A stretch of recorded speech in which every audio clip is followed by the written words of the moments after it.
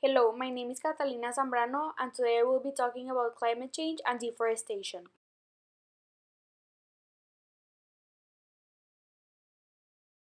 The vision of this website is to create a world where all living things can live peacefully in their natural environments. The mission is to create consciousness and awareness and encourage people to help.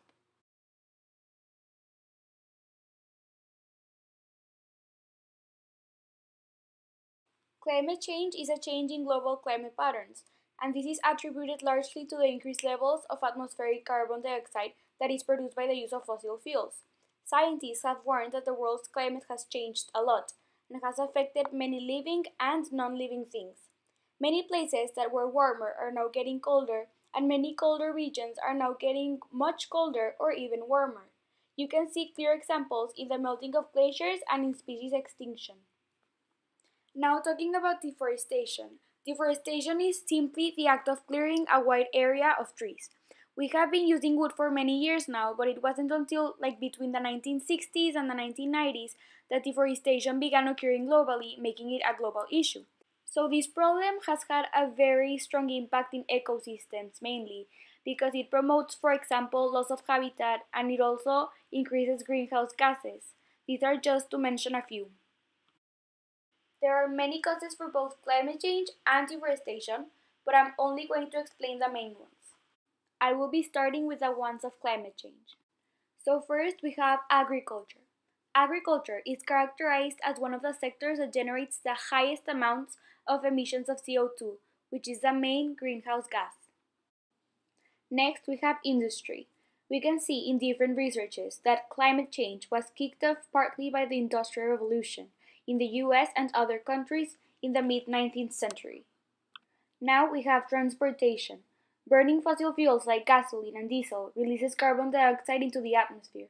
The building of carbon dioxide and other gases is causing the Earth's atmosphere to warm, resulting in changes to the climate we are already starting to see today. Now I'm going to mention the ones of deforestation. The first cause is urbanization, which includes making more space to build homes. Creating products like paper, furniture, and homes requires wood that is also taken from trees that are cut down.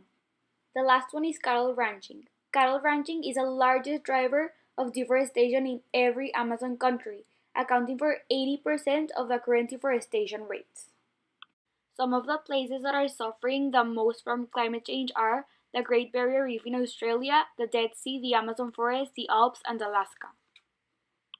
The ones suffering from deforestation are Brazil, Peru, Bolivia, Russia, and Mexico. Here are a few deforestation eye-popping statistics. A forest of around the size of 20 football fields is cut down every minute. So this explains why 50% of the original forests no longer exist. And this lack of environment is a cause of the 137 animal, insect, and plant species that are lost every day. If we want to make a change, we have to start working on climate change, because if we don't, it will be irreversible by the year 2030. Up to date, the sea level already rose 6.7 inches, and carbon dioxide levels are at their highest. We have to stop this from getting worse now. This is an example of an article that was taken from the New York Times, and it talks about how the heat waves are having a very negative impact on the marine life. Now I'm going to explain about why I chose this global issue. I chose this issue because I want people to be more aware about what is happening to our world and what our future will look like if we don't do anything about it. We were one of the main factors to why this happened at first, and I believe that it's also our duty to stop it and even try to reverse it. I also found a quote that really inspires me, and it was written by the President Barack Obama. It says that no challenge possesses a greater threat to the future generations than climate change. I really enjoyed learning about the 350.org organization because I really like their vision and mission and want to get very involved and help them carry on their plans in more places around the world. The eye-popping statistics were also very interesting, but if I had to choose only one, it would be the one that says that 1 million species are at risk of extinction. As already mentioned before, I do want to get involved because I want to have a better future for myself and my family, and working hard on improving the environment is a very important aspect of it. The first organization is called 350.org. Their mission is to create awareness in order to stop people from using fossil fuels and instead look for renewable energy resources. They are considered a global organization because they work in almost every continent, for example, Africa, Asia, Europe, and America. I would like to get involved by organizing events and donating money because I consider it a very fun and easy way to help the planet.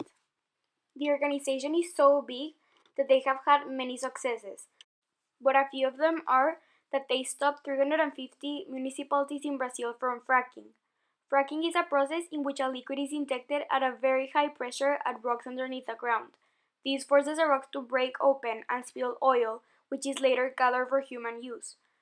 Another one is that 160 local groups were created because one of the ways of getting involved is by creating a local group and organizing events with the people that live there. And the third success is that 3 coal plants were cancelled in Turkey because coal-fired power plants produce a lot of CO2, which leads to air pollution and ultimately climate change. In this website, you can see all of the different events that they have right now around the world. Here, you can write down your personal information to join the movement. You can also visit this other link to donate money. If you want, you can later watch this video to learn more about the organization. Their social media accounts are linked to these icons. I encourage you to visit them and learn more. The next organization is called Plus O2 and is located in Monterrey, Mexico. They want to create awareness and inform citizens about the issue. They also want to implement special machines that will help clean the air. To do so, they are selling 5,000 shirts, which is the amount of money they need to buy the machine. They are being able to sell many shirts, which is their only current success since they just started working. I am already involved because I already bought one of the shirts. Now I encourage you to buy one too. Here you can find their social media accounts. You can visit this link to buy one of the shirts. This is how the two websites will look like when you visit them. I am now going to show you a brief history of climate change. It all started around the year 1769 when a guy called James Watt created the steam engine.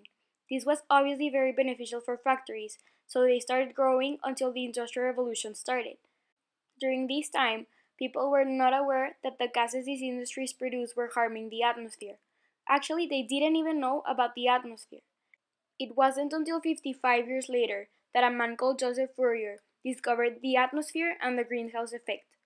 The industries continued to grow, meanwhile the environment was slowly starting to get destroyed. Until 1861, John Tyndall discovered that these greenhouse gases that were being produced were really good at trapping heat. In 1896, a man called Vance Arrhenius wrote a paper trying to estimate how much the global temperature had changed. This estimation was finally proved in 1938, when Guy Callendar discovered real and exact evidence. Now that they were sure this was happening, they decided to start recording it. So in the Mauna Loa Observatory in Hawaii, they conducted their experiments to keep track of the temperature changes. Scientists started to notice how serious this issue was. So in 1988, the Intergovernmental Panel on Climate Change, created by the UN, produced assessments with a lot of information about the topic. The following year, a speech was given by Margaret Thatcher, trying to convince countries to form a national treaty to combat climate change. Finally, the first treaty was created. It was called Kyoto Protocol, but it wasn't very successful. So in 2015, a bigger and better treaty was created in Paris. 174 countries and the European Union joined.